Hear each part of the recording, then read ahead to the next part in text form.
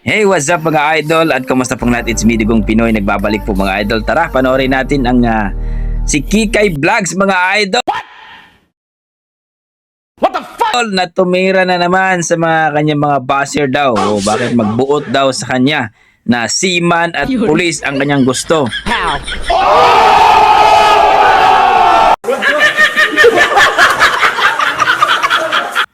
So, iba talaga si Kikay mga idol, talagang malupit pagdating po sa karisma daw, sabi niya, no?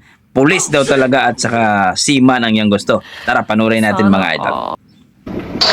Ngano'y kasuko mangyod ninyo. Pulis o seaman akong gusto. Magbuot di ay magbuot. Buisit talaga Buot si ka. Kikay. Di na parehag gusto. Di ta niya parehag gusto. Kanya-kanya man ta niya gusto. So ay magpagbuot sa akong gusto. Yes. Taas kay kong standard. Standard, ang mananap. Mau ganit nang namili pud ko nga. Ka-level pod na ako. Nagkatawang ko sa niya eh. Dawat-dawat na lang ta ninyo. Nga nasuya mo sa ako Oy. Nasuya mo sa kong kagwapa. Ayaw po na masuya, oy. Suko man kay mo. Grabe. Mura ko gwapa. Di lang kay mura gwapa. Gwapa gyud ko. Wapa. In person. Sabot.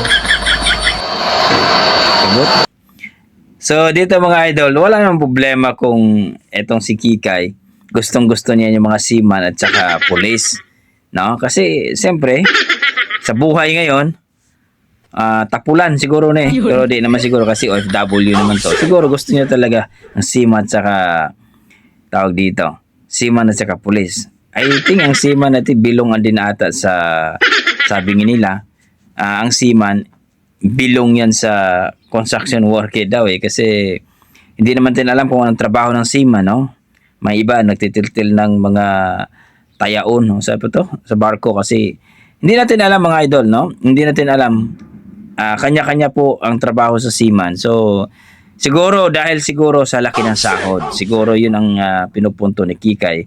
Pero Kikay, wala namang problema doon, police, kung gusto mong police o seaman. Ang problema lang sa iyo kasi diniscriminate niya ang mga construction worker. Sana hindi ganun kasi pangit yun. Huwag ka ma-discriminate ng kapwa mo. Lalong-lalo na pare-pareho naman tayong nagtatrabaho ng maayos, no? Para sa akin naman, kahit sino ang asawa mo, okay lang basta pareho kayong talaga namang nagsisikap. Hindi yung sasabihin mo ayaw mo na construction worker kasi dinidiscriminate mo ang mga construction worker, na alam mo ba na ang construction worker malaki ang pakinabang sa ating lipunan. Sila po talaga ang malaking isa sa mga pinakamalaking ambag dito sa ating bansa. Ang construction worker, sino ba ang magtatrabaho dyan sa kalsada, tulay, gusali, at yung bahay na tinitirahan mo ngayon kung wala ang construction worker? Kaya please, huwag kang magsasabi about sa mga construction worker na discriminate mo, kasi yung mga construction worker na yan, talagang salute ako dyan. So Kikay Vlogs, no? Pagmata, oy! Sa pagsigil magkag panglabot, no? Sige magkag pangaway na social media. Anyway mga idol, no? Baka ginawa niya lang para magkaroon ng views.